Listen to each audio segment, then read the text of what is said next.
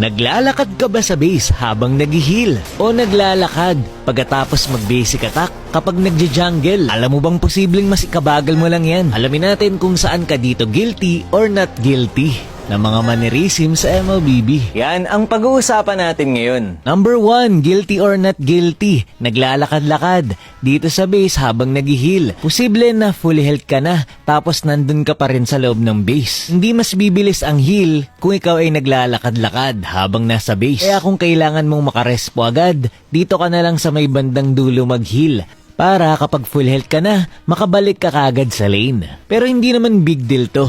At may mga tao naman na kayang saktuhan na pagpa-out na, sakto lang din na full health na sila. Number 2, guilty or not guilty. Sumanib kay Angela, tapos pinipindot ang basic attack. Kahit hindi ka naman nakaka-basic attack habang nakasanib. Ganon din kay Sisi, kapag ikaw ay nag-skill 1 na hindi mo na kailangan mag-basic attack. Ako guilty talaga ako dito. Naka-ulti na ako kay 1-1, nagbe-basic attack pa ako. Pero hindi naman masama ito. Isa lang itong uri ng mannerism sa game na hindi mo napapansin na gagawa mo pala. Number 3, guilty or not guilty. Nag-heal muna bago umuwi.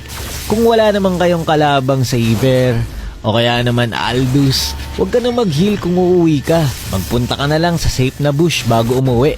Pero ako ilang beses ko talagang nagawa to. Guilty ako dito. Heal muna sabay uwi. Number 4, guilty or not guilty.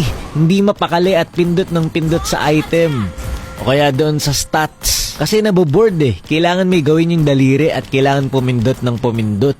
Pero hindi naman to masama. Dapat aware ka nga lang sa mga nangyayari sa'yo lagi. Number 5, guilty or not guilty. Naglalakad-lakad habang nagbe-basic attack kapag nag-jungle. Alamin natin kung totoo bang mas napapabilis nito ang pagja-jungle mo. Yung nasa kaliwa, naka-steady lang. Yung nasa kanan naman, after ko mag-basic attack, ay naglalakad ako ng konti.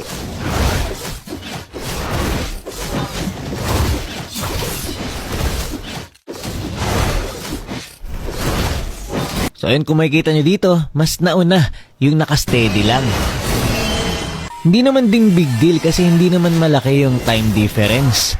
Pero yun nga, pwede kang magka-error kapag naglalakad ka habang nag-jungle. Pero syempre kung itatago mo yung buff o kaya naman Yi-Sanshin ka, situational pa rin. Pero yun nga, may mga heroes kasi talaga na mas babagal ang attack speed nila kapag alternate yung attack mo saka movement speed. Kagaya ni 1-1, mas mabilis ang basic attack niya kapag ikaw ay naka-steady lang.